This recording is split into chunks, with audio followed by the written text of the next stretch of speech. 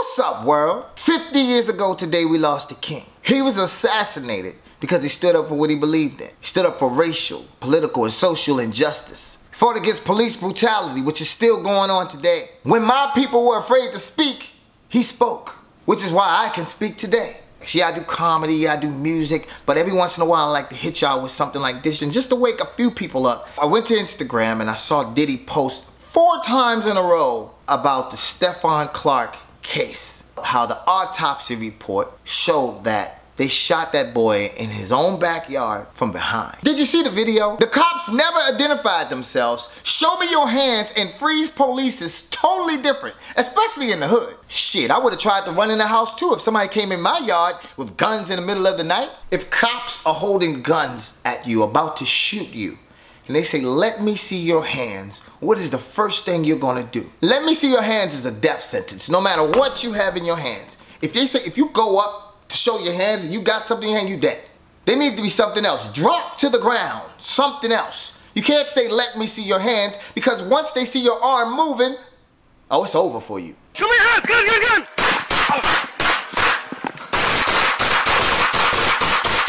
5-7 shots fired, subject down. Well, I thought it was a gun. I'm not a trained police officer, but I know the difference between a cell phone and a gun. I know the difference between a bag of Skittles and a gun. Even the purple flavored ones. The darkest bag they have. 2 cops shot 20 rounds and they struck Clark 8 times.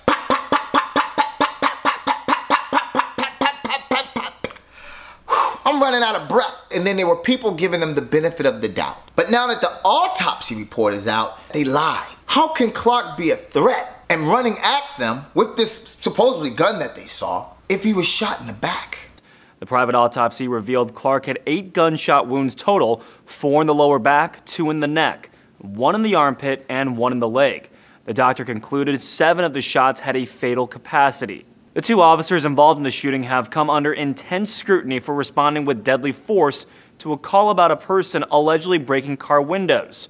The officers' body camera microphones were shut off after the shooting. Cops have vests, protective headgear, shields, batons, they have a firearm, a gang of niggas with them. They got their partner, they got squad cars, choppers, they got a whole army. So to say that someone with a crowbar or someone with a cell phone or a wallet or a brush is a threat is a problem.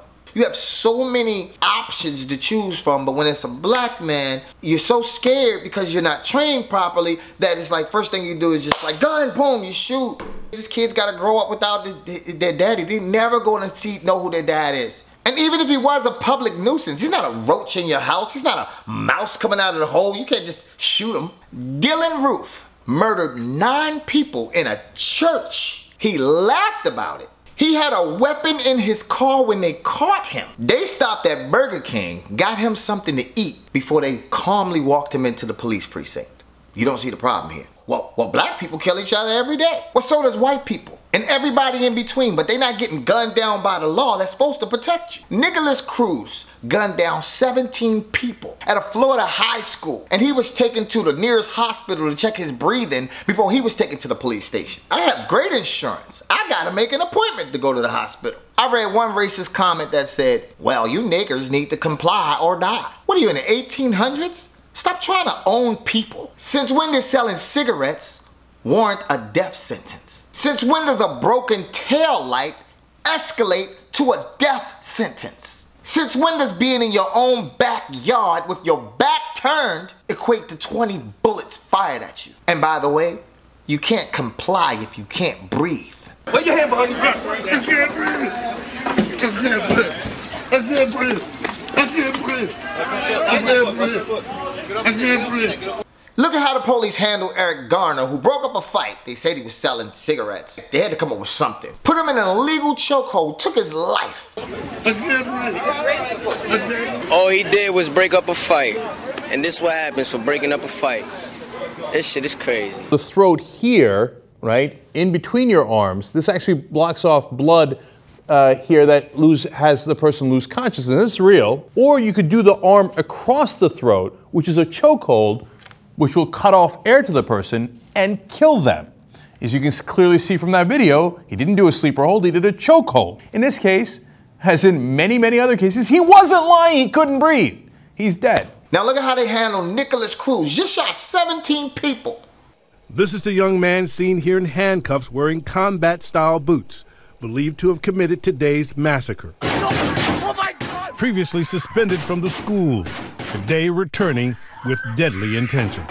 ABC News has learned he used an AR-15 assault-style rifle and had considerable ammunition. He's still alive, by the way. You're not judge, jury, and executioner.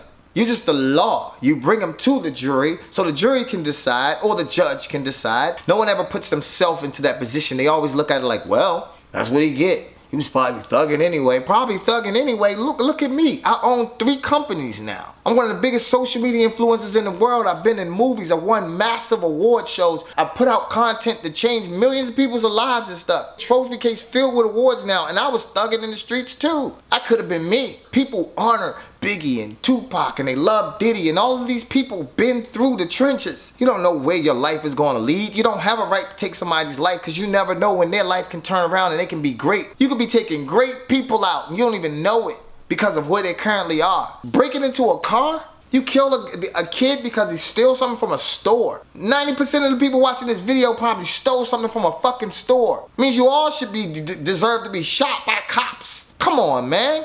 I'm sure 100% of the people watching this video did something that they're not too proud of, that you're not talking about. Yet you judging that man and saying, oh, well, shit, he shouldn't have done it. Let's try to dig and try to find something on him. Oh, we got a photo. He was a thug. Here's a thug.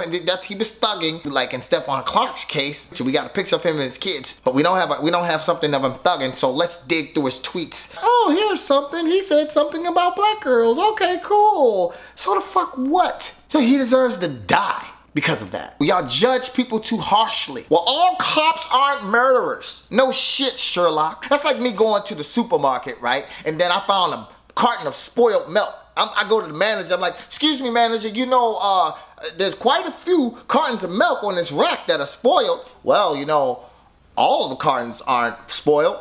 What the fuck kind of answer is that? You'll never go to that supermarket again. Well, it's a hard job. Being a garbage man is hard. They gotta go around and clean up everybody's shit every day. One bag of garbage will funk up your whole entire house. These motherfuckers gotta clean up thousands. Now, if they was to miss your house or your block one day, they don't get a pass. A fireman's job is bad. They risk their life every day. Suppose that one time they decide not to go into that burning house or that burning building. It's your house and you lose your family. They don't get a pass. You be pissed. There's no passes for fucking up, especially if you fuck up and take somebody's life. This ain't no accident. If it's continuing to happen, accident. An event that happens by chance. And this has nothing to do with white versus black. Trump might want you to see it that way. Always picking on other races. There's white people on the front lines, there's black people on the front lines. Shit, the last time I went out and marched, there was a white man right next to me, pissed. This new DNA test that they're doing now are getting these black men out of prison who did 20, 30, even 50 years for these horrendous crimes that they didn't even commit. There should be a law implemented that if somebody is locked up and falsely accused, that if they get off, the cop who falsely accused them or planted fake evidence or whatever the fuck, they should do that exact same time. I bet you'll be a lot less people being falsely accused. I read a story where this one kid got locked up back in the 70s. They said he raped and murdered some white girl. At the time, he had a cute girlfriend and a newborn baby. And he never even been to the neighborhood that they claimed he went into and raped this girl. And he always proclaimed his innocence, but they pinned the crime on him anyway. So he did his time. 40 years later, the DNA test proved that it wasn't him. He was released and they gave his ass nothing but a pat on the back. Okay, going out into the world, nigga. He missed his wife and kids' entire life. What are you gonna do now? He can't get a job because he's a convicted felon. He don't understand what's going on in today's society. He don't know cell phones, the internet. He don't know anything about shit. Get a job. Nigga, I know motherfuckers who graduated from college who can barely get a job. Damn near 60 years old. What are you gonna do? If you get a chance, watch the documentary called 13. Just talking about this whole imprisonment system, right? All of these black men are getting out of jail now because of DNA.